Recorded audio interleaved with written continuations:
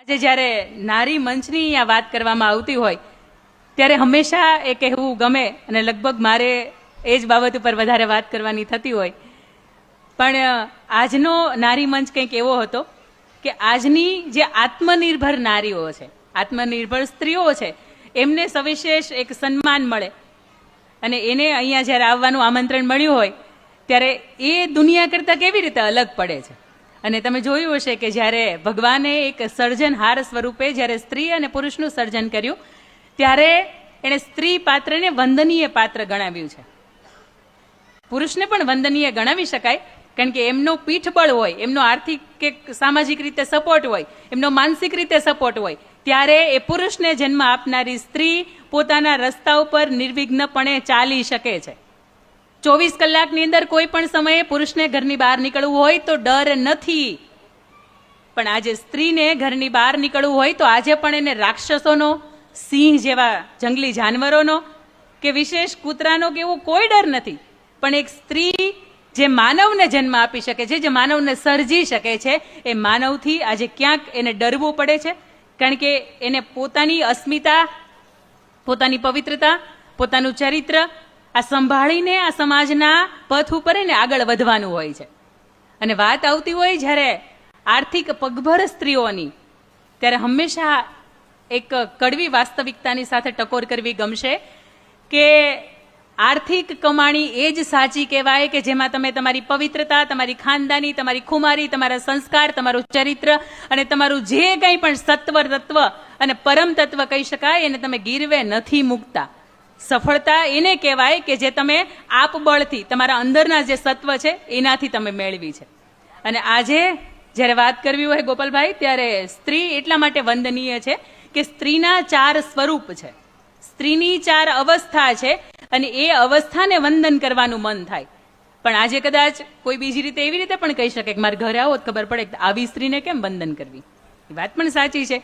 અને સ્વાધ્યાય પરિવારની અંદરથી જો તમે આવતા હોય તો એક ભક્તિ ગીત તમને ખબર હશે, નારી જો ધારે તો દુનિયા બદલાવે અને અવળી જો ચાલે તો ઘરને લજાવે, શસ્ત્રો ઉપાડી મેદાને જો આવે અને દશરથની આંખોની અંદર આંસુ પડાવે.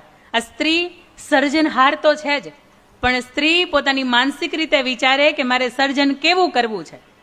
અને બાકી કેમેરો તમારી આસપાસ નથી, તમે ત્યારે કેવું વર્તન કરો છો એનાથી વિશેષ કે તમારો અંતરાત્મા કોઈ સવાલ પૂછે, તમારો અંતરાત્મા તમને ડંખે અને ઉપરનો કેમેરો 24 કલાકનો સતત તમારી સામે છે, આ વિચાર રાખીને કામ કરવા માટે ઘરની બહાર નીકળતા હોય ત્યારે ભાગવદ્ ગીતાને આખી કદાચ તમે મેં નહીં વાંચી હોય અને કદાચ આખામાંથી પસાર થવા માટે ઘણી વખત સૂઈ પણ જઈએ, 2-3 પેજ પૂરા થાય ને તો. પણ આખી ભાગવદ્ ગીતાનો સાર જો દુનિયાના દરેક વ્યક્તિત્વ માટે નીકળતો હોય તો પહેલો સાર એ છે કે હું કોણ છું. સૌથી પહેલા વિચારીએ કે હું કયા કુળમાંથી આવું છું, મારું ખાનદાન શું છે, હું કોણ છું, સ્વને ઓળખો.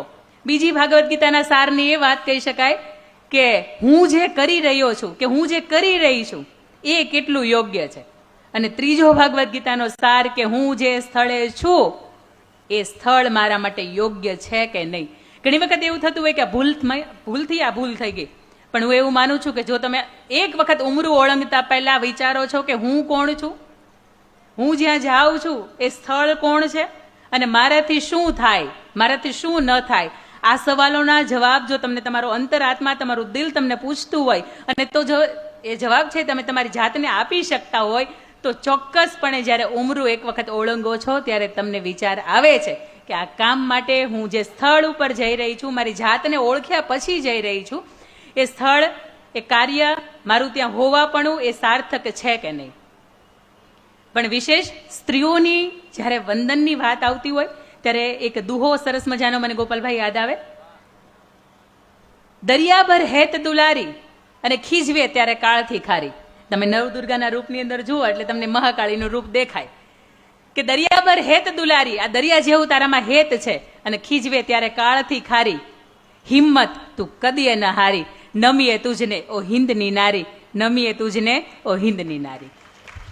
અને યાદેવી સર્વભૂતેષુ શક્તિ રૂપેણ સંસ્થિતા, સદાય પુરુષને ગાવું પડે છે એટલા માટે કે શક્તિ સ્વરૂપે પુરુષને ખભો આપનારી સ્ત્રી છે.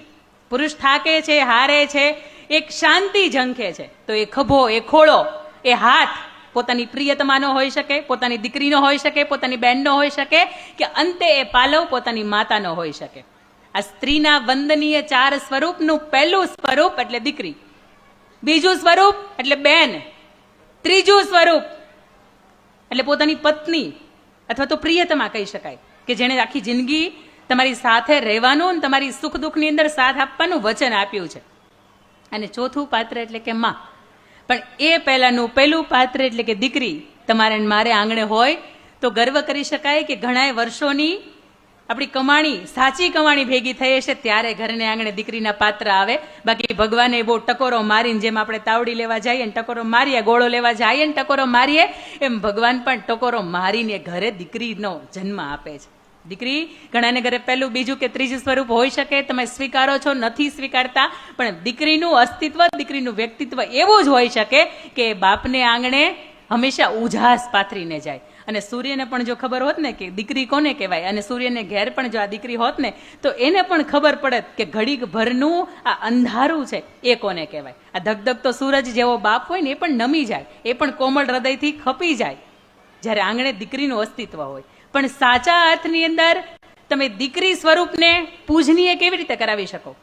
આપણે પણ એ દીકરીની અવસ્થામાંથી પસાર થયા છીએ, પણ સાચા અર્થની અંદર દીકરીનું વંદનીય પાત્ર કોને કહેવાય એ મારે વાત કરવી છે. ત્યારે સૌરાષ્ટ્રની વાત છે, લાખાપાદર ગામ, અને લાખાપાદર ગામનો ધણી, એનો સરપંચ એટલે લાખાવાળો. અને લાખાવાળાને ત્યાં એક 14 વર્ષની હીરબાઈ નામની દીકરી. લાખાવાળાને ચલાળાના પાદરની અંદર ગુંદાળાનો ધણી આપા દેવાતની સાથે વેર બંધાય છે.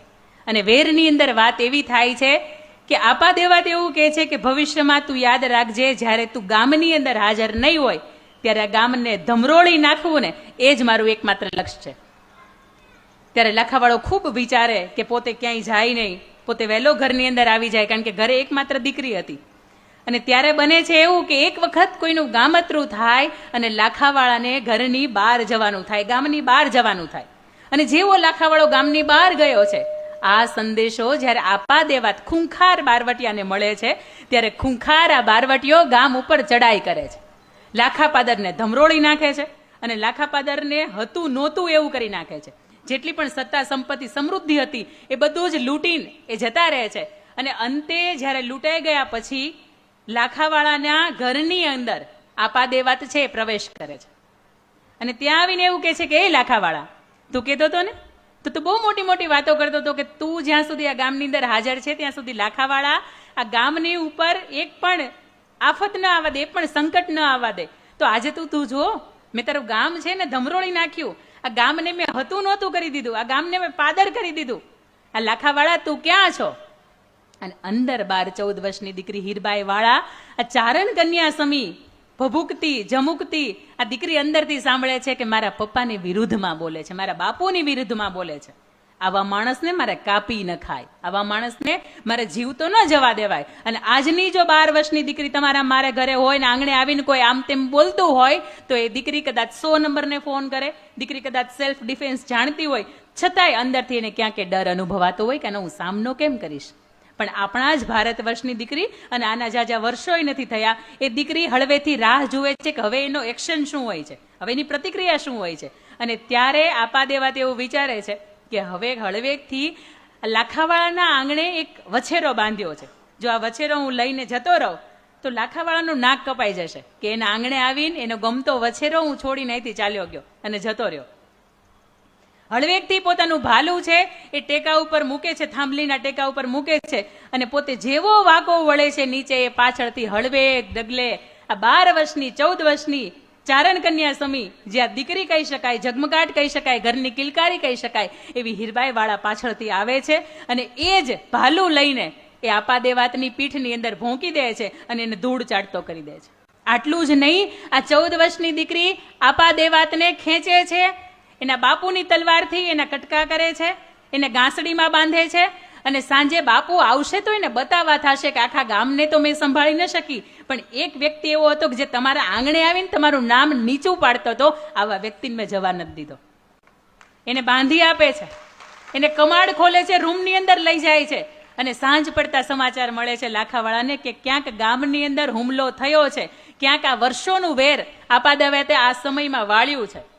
અને ત્યારે લાખાવાળો ભાગતો, હાંફતો, થાકતો, પોતાની દીકરીના નામ ઉપર પોતાના ગામની ચિંતા કરતો જ્યારે ઘરે આવે છે, ત્યારે દીકરીના માથા ઉપર વાલથી હાથ ફેરવતા કહે છે કે બેટા તને તો કઈ નથી થયું ને.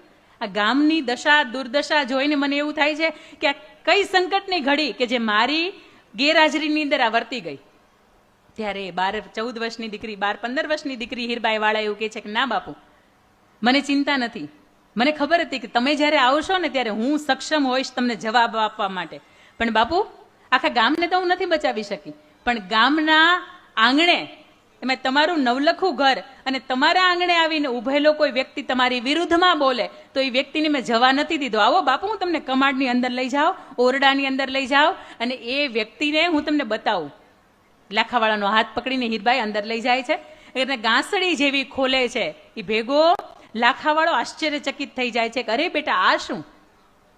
જેને આખું ગુજરાત, જેને આખું સૌરાષ્ટ્ર ગોતતું હતું, આ ખૂંખાર બારવટીયો, બેટા તે એને મારી નાખ્યો છે. અને ત્યારે આ 15 વર્ષની દીકરીને ખબર નથી એને જે પોતાને ઘાસડી બંધાવીને રાખ્યો હતો કે એ કોણ હતો.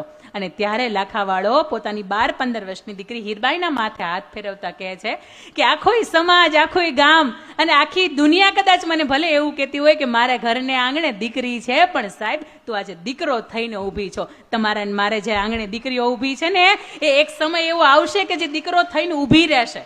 અને આજની દીકરી જો મને આ વાત સાંભળતી હોય કોઈ પણ માધ્યમથી, તો બેટા એટલી ગાંઠ બાંધજો કે તમારા પપ્પાની, તમારા ખાનદાનની, તમારા કુટુંબની, તમારા ઘરની વિરોધમાં જે વ્યક્તિ બોલે, જો તમે એક હાથે શસ્ત્ર ઉપાડી શકતા હોય ને તો એક હાથે તમે શાસ્ત્ર પણ ઉપાડી શકો છો. એ વ્યક્તિના કાળજાને વિંધવા માટે જરી તમને વાર ન લાગવી જોઈએ. એ વ્યક્તિને તમારી ભાષામાં જવાબ દેતા જરીકે વાર ન લાગવી જોઈએ. આ તો કોઈ પર પુરુષ કે પર કોઈ વ્યક્તિ એવું કે ભાઈ તારા પપ્પાને શું ખબર પડે આપણે આવી રીતે મળીએ તો. અને આજની સ્ત્રી એવું કે, આજની દીકરી એવું કે બરોબર છે, મારા પપ્પાને શું ખબર પડે, મારી મમ્મીને શું ખબર પડે આપણે મળીએ તો.